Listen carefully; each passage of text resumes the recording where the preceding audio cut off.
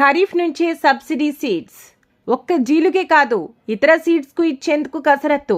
4 ఏళ్లుగా రాయితీ ఇవ్వని గత సర్కార్. రాష్ట్రంలోని రైతులను ఆదుకునేందుకు కాంగ్రెస్ సర్కార్ నడుం బిగించి ఆ దిశగా అడుగులు వేస్తోంది.